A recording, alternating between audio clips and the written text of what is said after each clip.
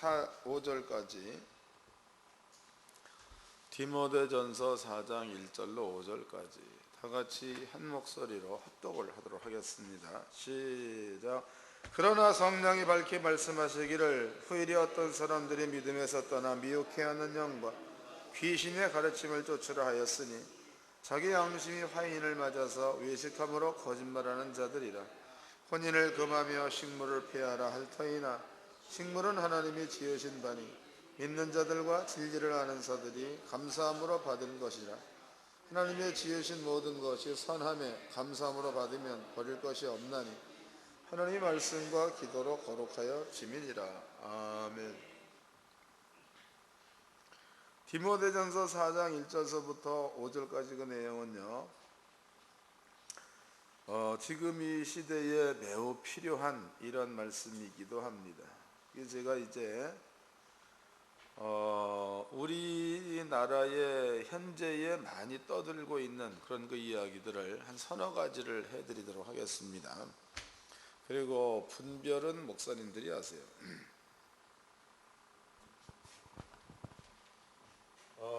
우리나라의 지금 편제되어 있는 그 이론 가운데서 조상죄라는 얘기가 있습니다. 그 조상죄라는 것은 회개를 해야지만이 묶여있는 문제가 해결이 된다, 이런 얘기하죠. 조상죄. 그런데 이제 이것을 복음에다 비춰보도록 하자고. 복음. 그래서 이 조상죄 문제에 대해서 이건 이제 저는 원래 그 기도원 같은 데는 잘 안 가는 그런 목사이기 때문에 잘 모릅니다. 근데 오래전에 제가 이제 알고 있는 그 목사님의 기도를 한번 간 적이 있습니다.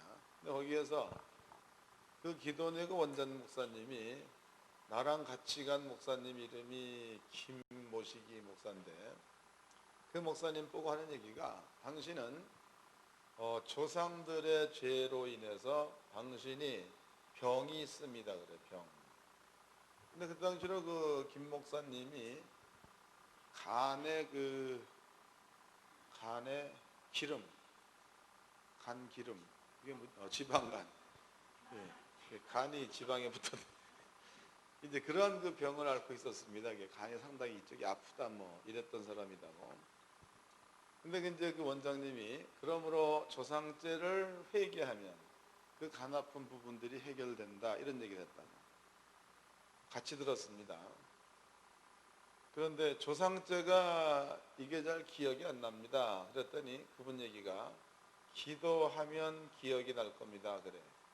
그 기억나는 그것이 하나님의 은혜입니다, 이런 얘기한단 말이죠. 근데 이 조상죄를 용서받아야 된다는 그런 이론에 대해서는요, 꼭 그 기도원뿐만이 아니고 수많은 사람들이 이 가운데 빠져 있습니다. 근데 이것을 복음적인 차원에서 보도록 하죠. 복음적 차원입니다. 예레미야서입니다. 예레미야서에 하나님께서 예언해 놨죠. 때가 이르면 너희 죄와 너희 불법을 내가 다시는 기억하지 않겠다, 이런 얘기 했단 말이에요. 예레미야서 예언된 겁니다. 이 이야기를 히브리서지요. 히브리서 10장에 히브리서 기자가 이것을 인용을 해가지고 너희의 죄와 불법을 하나님 여호와께서 다시는 기억하지 않겠다, 이렇게 얘기해 놓으셨다고. 그러니까 예레미야서에 예언된 이야기가 예수님 시대에 이루어졌다는 거죠. 그러므로 죄를 위하여 다시 제사 드릴 그런 제물이 필요가 없다, 이런 말 해놨습니다. 이걸 한번 찾아서 읽어보도록 합시다. 히브리서입니다. 10장. 히브리서 10장. 이거 빨리빨리 해야 되는데 안 그러면 시간 오래 가는데 이거. 10장 5절서부터 읽겠습니다. 또한 성령이 우리에게 증거하시되 주께서 가라사대 그날 후로는 저희와 세울 언약이 이것이라 하시고 내 법을 저희 마음에 두고 저희 생각에 기록하리라 하신 후에, 이 얘기는 예레미야서 31장의 말씀을 인용한 겁니다. 17절, 또 저희 죄와 저희 불법을 내가 다시 기억지 아니하리라 하셨으니, 이건 역시도 예레미야 31장 말씀을 인용한 겁니다. 18절은 저자가 내린 결론 부분이지요. 이것을 사하셨은즉 다시 죄를 위하여 제사 드릴 것이 없느니라 그랬다면요. 그다음에 이제 13절입니다. 12절 오직 그리스도는 죄를 위하여 한 영원한 제사를 드리시고 하나님 우편에 앉으시다 그 후에 자기 원수들로 자기 발등상 되게 하실 때까지 기다리시나니 저가 한 제물로 거룩하게 된 자들을 영원히 온전케 하셨느니라. 한 제물은 예수가 되는 거죠.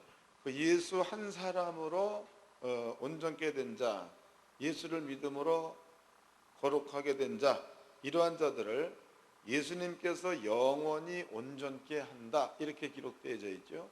그 다음에 쓰고 있는 말들이 예레미야서를 인용을 해서 예수가 오셔서 그 일을 행했다 이렇게 이제 기록하고 있습니다. 그러면 여기에서 그 저희 죄와 저희의 불법 그랬죠. 저희 죄와 저희의 불법. 그러면 저희 죄와 저희의 불법이라는 것은요, 세상에 사는 동안에 행하는 죄와 불법이 되는 겁니다. 이런 그 죄와 불법 때문에 예수님이 십자가에 죽는 것으로다가 그 죄와 불법에 대한 값을 치루었으니까 두 번 다시 예수가 이 사실을 믿는 자한테는 죄와 불법 때문에 죽어야 될 예수가 필요가 없다는 거예요. 이해가 된 겁니까? 안 돼도 그냥 하세요. 그러니까 예수를 한번 믿어버리면 그 믿음으로 인해서 그 사람은 예수님께서 영원토록 온전하게 구별시켜 준다 이렇게 말씀해 놓고 있습니다. 그러면 죄는 하나님께서 기억하지 않겠다라고 약속한 거다고. 죄와 불법은 내가 여호와께서 기억하지 않겠다. 근데 만약에 기도하면 하나님께서 기억나게 한다 이 말은 하나님의 말씀에 전혀 적용되지 않는 이런 부분이 되는 거예요. 맞나요? 기도하면 조상들의 죄가 기억날 거다. 이 얘기는요, 하나님께서 해놓은 약속, 너희의 죄와 너희의 불법을 내가 다시는 기억하지 않겠다. 이 말씀에 딱 미쳐본다면 전혀 안 맞는 이야기입니다.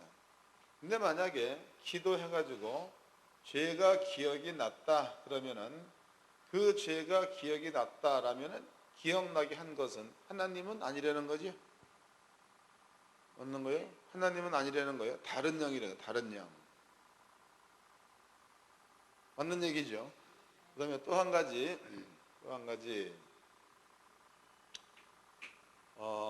또 이제 이것은 우리나라에 기독교가 들어온 지 100년이 넘습니다. 고종 때에 들어왔다고 얘기하죠. 그런데 대략 우리는 기독교 100년사 이렇게 얘기합니다. 기독교가 우리나라에 들어오고 신학이 평양서부터 신학교가 세워져 가지고 그렇게 해서 이제 평양 신학이 유명합니다. 그런데 그때서부터 지금까지 한국 기독교계에 이것은 장로교, 감리교, 성결교 거의 다 포함될 겁니다. 그러면 기독교 내에서 죄에 대한 이야기를 할 때에 원죄는 용서받았으나 자범죄는 있다는 말을 합니다. 자범죄는 있다. 이런 얘기합니다. 성경은 원죄나 자범죄나 전부가 다 죄라고 얘기했지. 이거를 둘로 나눈 데가 없습니다. 성경에. 성경을 찾아보도록 합시다. 요한복음 1장입니다. 요한복음 1장.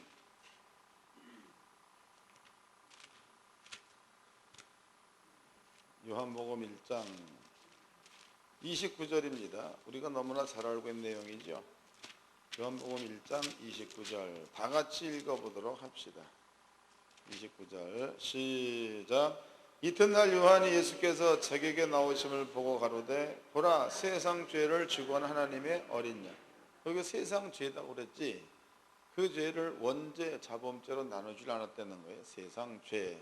그 얘기는 만약에 이제 원죄와 자범죄로 나눈다 그래도 원죄도 값은 사망이고 자범죄의 값도 사망입니다. 때문에 여기에서 원죄가 용서됐고 자범죄는 있다 그러면 자범죄 때문에 사망으로 가는 거고 원죄가 있고 자범죄는 용서됐다면 원죄 때문에 사망으로 가는 겁니다. 그러니까 여기 성경은 세상 죄라고 그랬지 원죄, 자범죄를 나누지를 않았다는 거예요. 그 다음에 이제 마태복음도 보겠습니다. 12장입니다.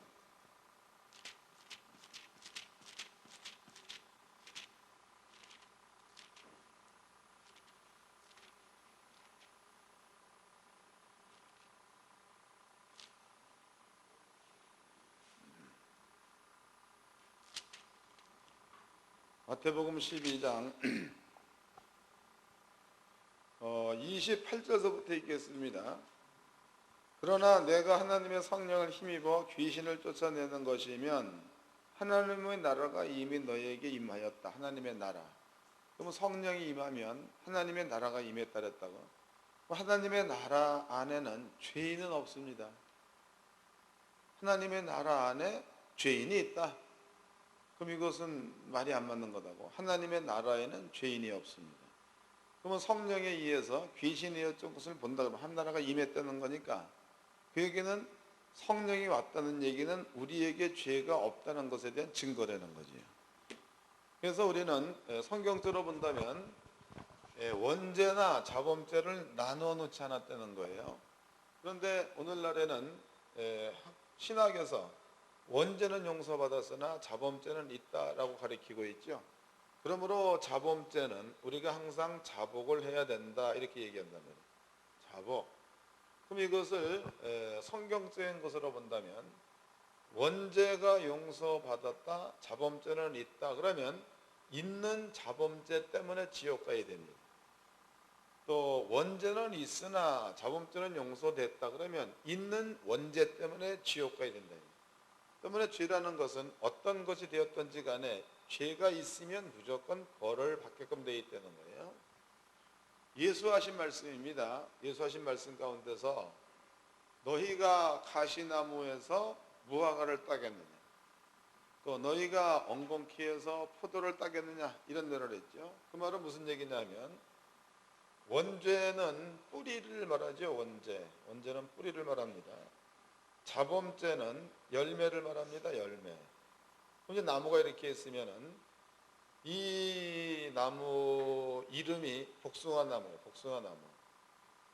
그럼 복숭아나무를 심었으면 나중에 그 열매에서는 복숭아가 열려야 맞다는 거죠. 근데 만약에 이 나무가 나중에 자라서 복숭아가 안 열리고 이 나무에 포도가 열렸다. 그럼 이 나무는 복숭아 나무가 아니고 포도나무라는 거예요. 맞죠? 지금 예수 하신 얘기가 그 얘기야. 가시나무에서 무화과를 따겠느냐? 그 얘기는 뿌리가 가시나무면 나는 열매도 가시를 맺는다 그 말이다. 또 무화과 나무에서 엉겅퀴를 따겠느냐? 뿌리가 무화과라면 열매도 무화과를 연대는 겁니다. 그러면 원죄가 용서됐으면 자범죄도 용서된 것으로 열려야 맞는 거죠. 원죄가 용서됐는데 자범죄는 그냥 열려 있다. 그런다면 이것은 원죄 자체도 용서받지 못했다. 이런 뜻이 되는 거다. 이해되셨죠? 그럼 여기에서 이제 원죄는 용서가 됐으나 자범죄는 있다. 이것이 우리나라에 편제되어 있는 이론인데 이런 것들은 따지고 보면 예수의 십자가 도를 못 믿게 만드는 거죠. 성도들로 하여금 100% 죄에서 자유함 받는 것을 이것이 맡고 있단 말이죠. 그러면 위의 것이나 이 두 번째 이것이나 예수님을 부인하게 만드는 거니까 하나님 편에 쓴 이론은 아니라는 거예요. 세 번째입니다. 요새는 이제 말세들에서 종말을 많이 얘기하죠. 종말. 그래서 사람들이 14만 4천 명 가운데 들어와야 구원을 받는다. 이런 얘기들을 합니다. 14만 4천 명 가운데 들어와야 구원받는다. 근데 이것은 성경으로 본다면 이건 거짓말입니다. 14만 4천 명까지 들어와야 구원받는다. 왜냐하면 예수가 십자가에 달려 들어가실 때가 2000년, 그러니까 33년에 돌아가셨죠. 지금은 2009년도입니다. 시간대로 본다면 2000년 정도 흘렸습니다. 그럼 2000년 동안에 예수 믿고 죽은 사람이 14만 4천 명밖에 안 되나요? 2000년 동안에. 아마 모르긴 몰라도 수십억 명이 될 거네요. 그러면 지금도 14만 4천 가운데 들어오지 않는다면 구원이 없다. 이 말은 이런 간단한 논리에서도 안 맞는 겁니다. 또 실제로 14만 4천이라고 얘기하는 성경이에요. 그 성경에서도 이렇게 말하지 않습니다. 계시록을 봅시다. 요한계시록 7장입니다.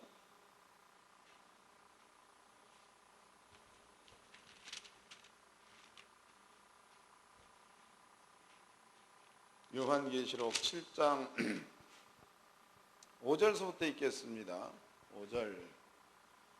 유다 지파 중에 입맞은 자가 1만 2천이요 루벤 지파 중에 1만 2천이요 갓 지파 중에 1만 2천이요 아셀 지파 중에 1만 2천이요 납달리 지파 중에 1만 2천이요 므낫세 지파 중에 1만 2천이요 시므온 지파 중에 1만 2천이요 레위 지파 중에 1만 2천이요 이사갈 지파 중에 1만 2천이요 스불론 지파 중에 1만 2천이요 요셉 지파 중에 1만 2천이요 베냐민 지파 중에 입맞은 자가 1만 2천이라 그랬다고. 그러면은 이스라엘의 12지파 가운데서 입맞은 자가 한 지파당 1만 2천 명씩. 그래서 도합 4절 말씀에 내가 입맞은 자의 수를 들으니 이스라엘 자손의 각 지파 중에 입맞은 자들이 14만 4천 그랬습니다. 14만 4천 명. 그 다음에 9절입니다.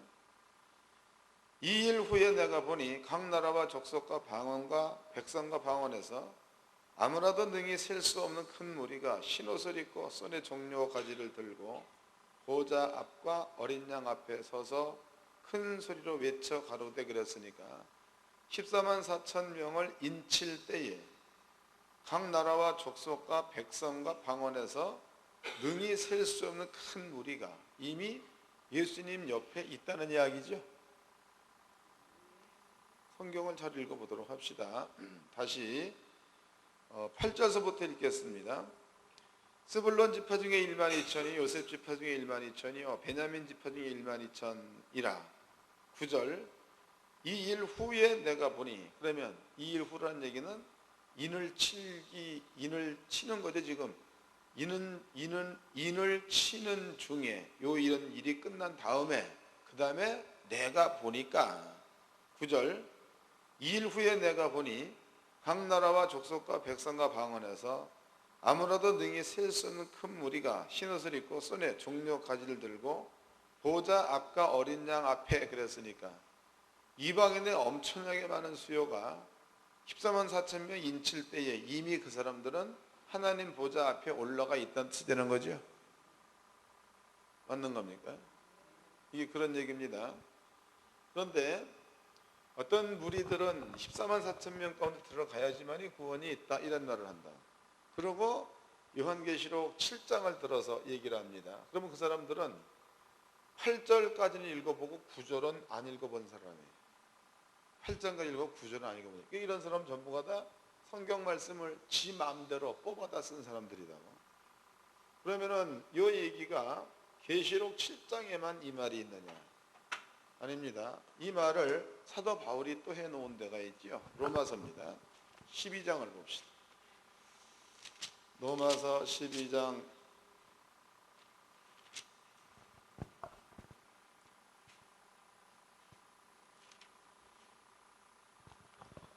12장 이것은 전부 다 읽어야 하는데 읽읍시다. 뭐 시간도 넉넉하고 4시에 못 끝나면 5시 끝나면 되고 안 그러면 6시 끝나면 되고. 자, 로마서 11장 17절서부터 읽겠습니다. 또한 가지 얼마가 꺾여졌는데 돌감람나무인 네가 그들 중에 접붙임이 되어 참감람나무 뿌리의 진액을 함께 받은 자 되었은즉 그 가지를 향하여 자긍하지 말라. 자긍할지라도 내가 뿌리를 보존하는 것이 아니요 뿌리가 너를 보존하는 것이라. 이러므로 내 말이 가지들이 꺾이운 것은 나로 접붙임을 받게 하려 함이라 하리니 옳도다. 저희는 믿지 아니함으로 꺾이우고 너는 믿음으로 썼느니라. 높은 마음을 품지 말고 도리어 두려워하라. 하나님이 원가지들도 아끼지 아니했은즉 너도 아끼지 아니하시리라. 이러므로 하나님의 인자와 어미를 보라. 넘어지는 자들에게는 어미가 있으니 너희가 만일 하나님의 인자에 거하면 그 인자가 너희에게도 있으리라. 그렇지 않으면 너도 찍히는 바 되리라. 저희도 믿지 아니하는데 거하지 아니하면 접붙임을 얻으리니 이는 저희를 접붙이신 능력이 하나님께 있음이니라. 내가 원 돌감람나무에서 찍힘을 받고 본성을 거스려 좋은 감람나무에 접붙임을 얻었은즉 원 가지인 이 사람들이 얼마나 더 자기 감람나무에 접붙이심을 얻으랴 그랬죠. 그럼 여기에서 원 참 감람나무는 이스라엘 민족이 되는 거죠. 이것 꺾고 돌감람나무인 이방 사람들을 참 감람나무에다가 접을 붙였다는 거예요. 이 내용이 그 내용 맞지요? 아니면 집에 가서 읽어보세요. 그 다음에 이제 거기에 따른 해석입니다. 25절. 형제들아 너희가 스스로 지혜 있다 함을 면기 위하여 이 비밀을 너희가 모르기를 내가 원치 아니하노라. 이 다음에는 비밀이에요. 비밀. 이 비밀은 이방인의 충만한 수가 들어오기까지 이스라엘의 덜어는 완악하게 된 것이라 그랬죠. 그 먼저 이방인들의 충만한 수가 구원받을 때까지 이스라엘 민족의 마음이 강팍해져 가지고 예수를 안 믿는다 이 말이죠. 맞는 말이요. 26절입니다. 그리하여 온 이스라엘이 구원을 얻으리라 기록된 바 구원자가 시온에서 오사 야곱에게서 경건치 않은 것들을 돌이키시겠고 내가 저희 죄를 없이 하실 때에 저희에게 이루어질 때 언약이 이것이라 함과 같으니라 그랬다면, 그럼 여기 지금 사도 바울이 한 얘기대로라면 참감람나무가 이렇게 있었습니다. 참감람나무. 근데 하나님께서 참감람나무를 이거를 베버렸다는 거죠. 그리고 돌감람나무를 갖다가 여기다가 접을 붙였다는 거예요. 근데 이 돌감람나무는 이방인이 되는 거고, 그 다음에 여기 참감람나무는 이스라엘이 되는 거다고. 사도 바울이 얘기한 대로라면 이스라엘은 꺾어서 버리고 돌감람나무 이방인들을 참감람나무 여기다가 접을 붙여서, 그래서 이방인들이 참감람나무의 뿌리의 진약을 받아가지고 구원에 이르게 하겠다 이런 얘기다 말이에요. 비밀. 그 비밀이 뭐냐? 이렇게 돌감람나무가 번성돼가지고 많은 열매를 맺었다. 많은 열매. 이것을 이방인들의 충만한 수 그랬죠. 이방인들의 충만한 수가 들어오면 그 다음에는 여기다가 참감람나무를 다시 접붙여서 이스라엘 민족도 이방인의 충만한 수가 구원받고 난 다음에 이스라엘 민족에게도 구원을 주겠다 이런 뜻이 되는 거겠죠. 다시 읽어보도록 합시다. 25절입니다. 형제들아 너희가 스스로 지혜 있다 함을 면키 위하여 이 비밀을 너희가 모르기를 내가 원치 아니하노니 이 비밀은 이방인의 충만한 수가 들어오기까지 이스라엘의 덜어는 완악하게 된 것이니라. 그럼 이방인의 충만한 수란 얘기는 하나님께서 원하시는 만큼 이방인들이 구원을 받게 되면 이 말이죠. 26절 그리하여 그 다음에 온 이스라엘이 구원을 얻으리라 기록된 바 그랬으니까, 그럼 이스라엘 민족의 충만한 수가 들어오고 나면 그 다음에는 이스라엘 민족이 이제는 구원을 받는다 이런 뜻이 되는 겁니다. 그럼 아까 요한계시록 7장 말씀에 본다면은요, 이스라엘 민족한테 14만 4천 명 인을 칠 때에 그럼 이방인들은 땅에 있어야 돼, 아버지 보좌에 가 있어야 되는 거예요. 그렇죠. 로마서 11장 말과 요한계시록 7장 말씀을 이렇게 이어본다면 이 말은 딱 맞는 얘기다고. 그러니까 사도 요한이 바른 것을 본 거죠, 환상으로. 그런데 많은 사람들이 14만 4천 명 가운데 들어와야지만이 구원을 받는다는 말을 한단 말이에요. 근데 이방인이 돼가지고 14만 4천 명 가운데 들어간다면 그 사람은 복받은 사람이 아닙니다. 이스라엘 민족이 돼가지고 14만 4천 명 들어가서 그럼 그 사람도 복받은 자가 되는 거예요. 이해가 되셨죠? 성경적으로 본다면 이렇게 세 번째는 말세론입니다. 세 번째 말세. 그럼 세 번째 그 말세론 역시도 이러한 것들로 인해 가지고 사람들로 하여금 상당히 불안에 떨게 만들었단 말이에요. 그러면은 제가 세 가지를 얘기해요. 세 가지 조상죄 이것도 다른 영으로 역사하게 만드는 일, 그 다음에 원죄나 자범죄 이런 것들도 예수를 믿지 못하게 만드는 일, 그 다음에 14만 4천 명이 들어와야 된다 이런 얘기들도 구원에 대한 두려움을 주는 일, 구원의 불확실을 얘기하는 거죠. 이거 전부가 다 하나님께서 싫어하는 자리, 하나님의 원수들이 할 수 있는 일들이다. 이런 거 전부가 다 다른 영들이 하는 거야. 다른 영들. 이제는 본문으로 가보자고. 디모데전서 4장입니다.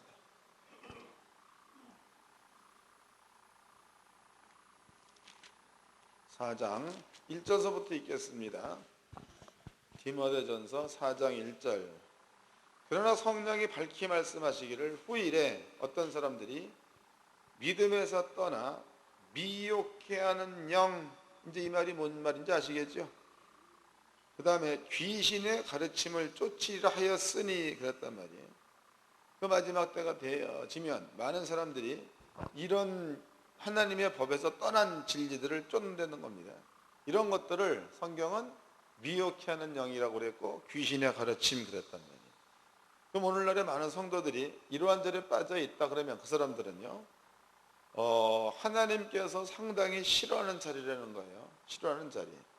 그럼 여기에서 돌아오게 만드는 거예요. 돌아오게 만드는 그것을 이방인의 길로도 가지 말고,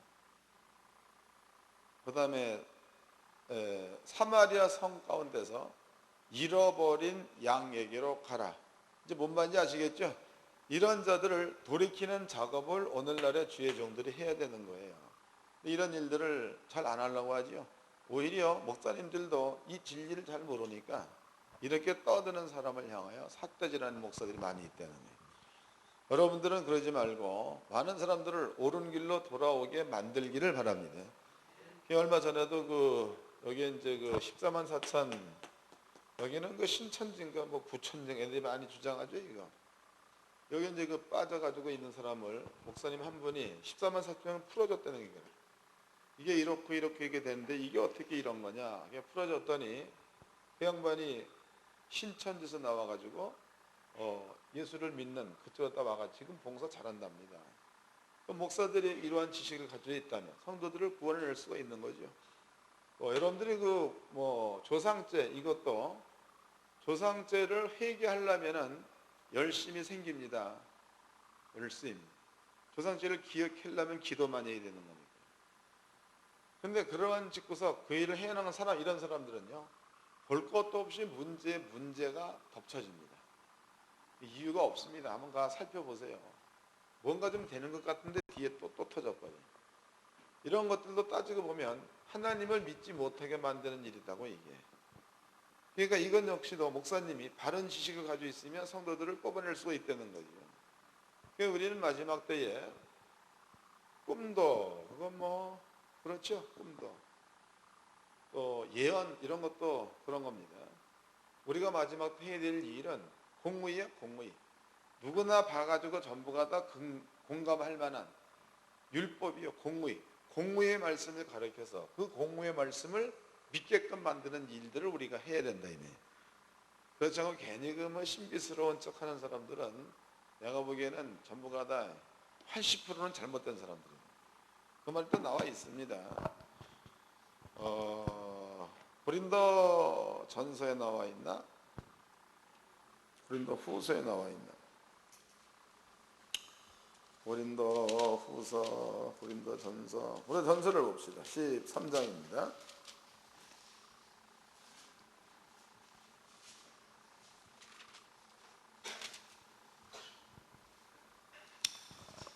네, 13장 1절서부터 읽겠습니다. 내가 사람의 박원과 천사의 말을 할지라도 사랑이 없으면 쓰리는 구리와 울리는 괭가리가 되고, 내가 예언하는 능이 있어 모든 비밀과 모든 지식을 알고 또 산을 옮길 만한 믿음이 있을지라도 사랑이 없으면 내가 아무것도 아니요. 내가 내게 있는 모든 것을 구제하고 내 몸을 불사르게 내줄지라도 사랑이 없으면 내게 아무 유익이 없느니라. 그랬단 말이에요. 그럼 사도 바울은요, 고린도전서 12장에 은사를 얘기하죠. 12장 5절입니다. 은사는 여러 가지나 성령은 같고 직업은 여러 가지나 주는 같으며 역사는 여러 가지나 모든 것을 모든 사람 가운데 역사하시는 하나님은 같으니라. 각 사람에게 성령의 나타남을 주심을 유익하게 하려 하심이라. 어떤 얘기는 성령으로 말미암아 지혜의 말씀을, 어떤 얘기는 같은 성령을 지식의 말씀을, 어떤 얘기는 성령으로 믿음을, 병 고치는 은사를, 능력 행함, 이렇게 나와 있죠. 그 마지막 때가 되어지면 성령으로 행한다 그래서 꿈도 꾸고 그러는데, 13장으로 본다면 사랑, 하나님은 그 사랑이시니 하나님은 말씀이시니 그랬으니까 하나님의 공의의 말씀 안에 들어와야지만이 사랑을 알 수 있습니다.